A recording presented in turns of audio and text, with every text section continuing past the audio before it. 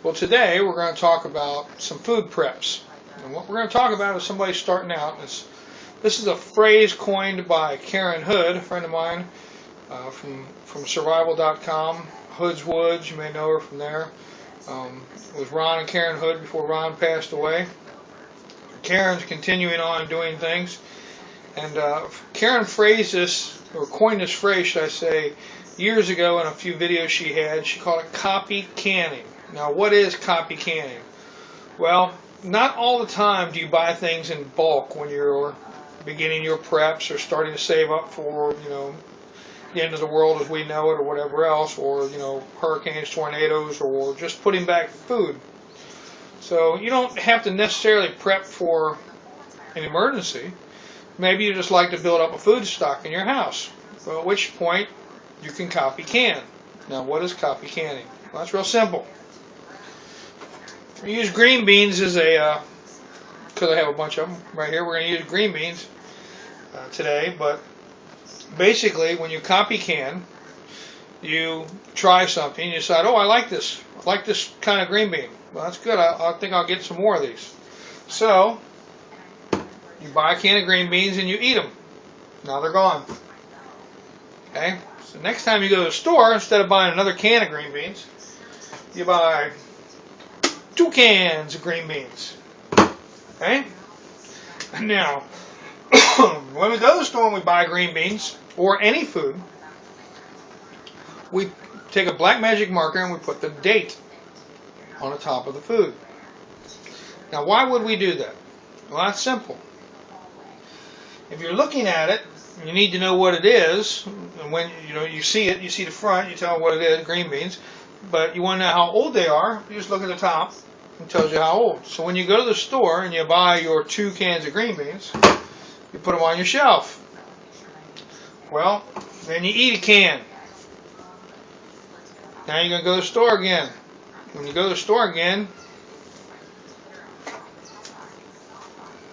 you buy 2. You always buy 1 more than what you ate. Well, why would you do that? Well, I put the old one in front, 2 new ones in the back. I eat a can. I still have 2 there. I go to the store and I buy 2 cans because I ate 1. I'll buy an extra one. I put them in the back. And I've got 4 cans. I like green beans. I'm going to eat another can. And I've got 3.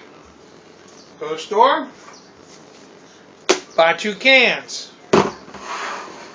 Okay? Now, we've got 5 cans. We eat 1. You get the idea? Every time we buy an extra one, we're building up our stock just a little at a time.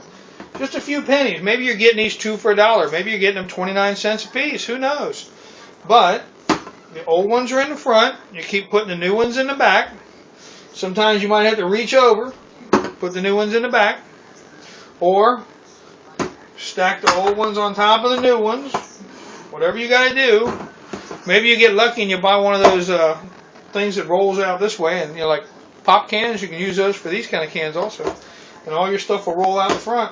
And you can put your new ones on the top. They roll down and come back out. There you go. Then you got the older ones in the bottom, and you work your way up and around, right? That's the way it works. So copy canning is, if I go to the store and I buy, let's say I had a party, okay? I made green bean casserole and I got rid of 2 cans. Well, now what are you going to do? You ate 2 cans. Well, it's simple. You buy 2 cans to replace the ones you ate, right? Because you always eat 1 can, you buy 1 can. So if you eat 2 cans, you buy 2 cans, and you buy a 3rd one. You're right back up to the stock where you need, and you got 1 more because you went to the store. Every time you go to the store, you buy 1 more than what you used last time. So if you use 3, you buy 4. If you use 2, you buy 3. You get the idea? You're getting 1 extra each time you go there. Now, I understand green beans are pretty easy. A lot of people eat green beans, so why not buy a whole flat of green beans? Sure. You can buy 12, you can buy a case, you can buy whatever you're going to get. The idea is you start out with something and you don't have much money. So you copy can. You only buy 1 more can than what you're going to use. Now somebody's going to say, oh, well, I got a big family. Well, maybe you ought to buy a bigger can. Or you buy more cans. Problem is, I have a small family. There's only 3 of us here right now. There used to be 5, but there's only 3 of us here now.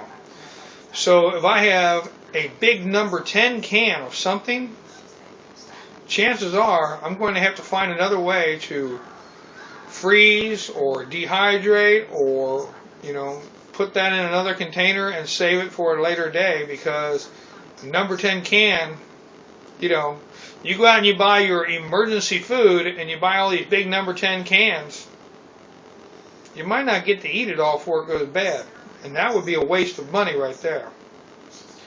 Other things I wanted to point out, the way you store your food. Okay? Of course, now we talked about dates. We talked about rotating our food. Sometimes storing your food, such as these juice bottles, if I were to put these in a cabinet, I could put them in a cabinet against one of the walls this way and actually get a little more height out of it than I would if I stored them this way for the amount that I get. So if I can store 4 of them, you have to pretend there's another one there, which is just a little bit taller than this, and I still have room in my cabinet, and I can store 4 of them up that way, and they're only 3 deep. Okay? So utilizing all the space you can for storing your preps. Remember, there's under the bed, under the tables, the bottoms of the closets, the tops of the closets, the backs of the closets. I mean, sometimes your clothes don't all the way go to the bottom of the closet, so maybe you can use part of that. Maybe you don't use the shelf on the top. Maybe you're like me and you have extra shelving that you put into the house or you put into whatever. Another thing that we do, and if you guys haven't seen my completely messy storage shelves, I'll give you a quick glance in my kitchen. The completely messy storage shelves. Okay? This is what we use for our little grocery getting. So, the food I use almost every day is in the kitchen, and in the pantry that I have over here, and in the freezer that I have, and other things. And what do I do with that stuff? Well, that's my main feeding the family food. Now, I have more food stored here in the house. So what I do, and I have a list. Yeah, I'm kind of anal like that. I have a list. If I use my green beans, and I let them get down to about a flat, which is about 12 cans here in the closet. If I get down to about 12 cans, I go upstairs and I get another 12 cans. And I bring them down, and I put them in the closet, underneath the flat that I've already got there, because I have a flat like this. And I can get about 5 of these across my closet. So, I have 12 cans in there, in my closet, my cupboard should I say.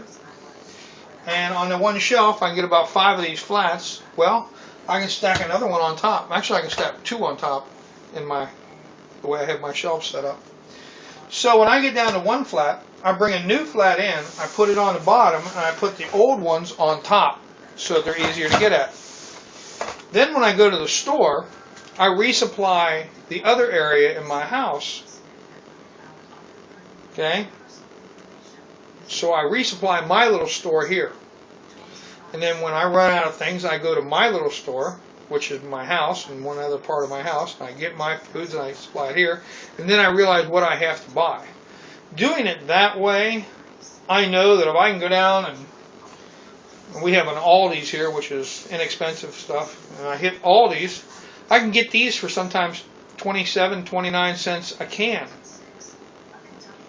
And that works out a lot better than 50 cents a can. So when you do it that way, and I've been doing this for many, many years, you can stock up on different things. Having more than one freezer, especially more than the old refrigerator freezer, having another freezer is very nice.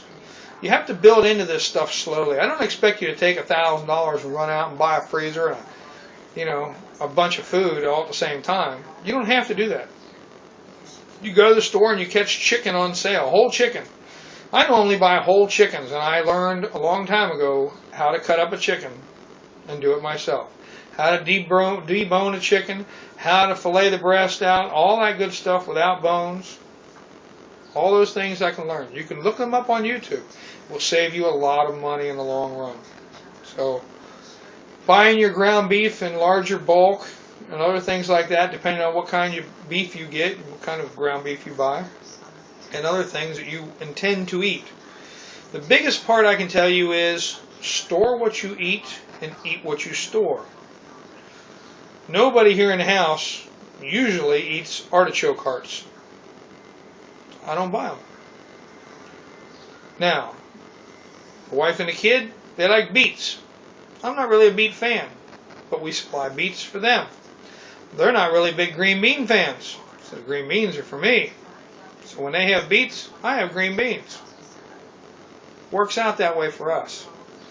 Eat what you store what you eat. Don't go out and buy some weird thing just because it's on sale. I mean, mango pulp. And yes, they sell it in cans. You can buy mango pulp in a can. If you're not making something with mango, why have it sitting around? You know, these things you got to think of. Just because it's on sale doesn't make it necessarily a sale. If you're going to waste the money on it, it's just going to sit. So if nobody's going to eat the vegetable soup, don't buy the vegetable soup. Well, this will start a little series that I'm going to, not a series I should say, but more videos that I will throw in to help people with preps now that it's almost the end of 2012 and we're all going to die. Yeah, well, I've been prepping way before 1999. Matter of fact, I grew up prepping. So, and preps don't necessarily have to be for the end of the world. As I said, I grew up prepping. I was born on an Air Force base in Newfoundland, Canada. Okay? So, like, go to Maine and hang a right and go out toward the ocean, and you'll find Newfoundland out there. It's a big island. Well, when things were brought onto the air base, and you went down to the PX to buy things, the commissary is not necessarily always stocked up. There wasn't always things there readily available for my mother. So, she would buy what there was at the time. And they learned to start stocking things up. Oh my gosh, the helicopters came in and we've got green beans. We've got tons of green beans. So Mom would can and do up green beans. We would have green beans stocked up. And the next time they would bring in peaches or corn or whatever. Wouldn't necessarily be the same thing coming in all the time. But in the middle of February, not too bad to have a can of green beans when all they got there at the PX is sauerkraut. Those things you learn from growing up in different areas.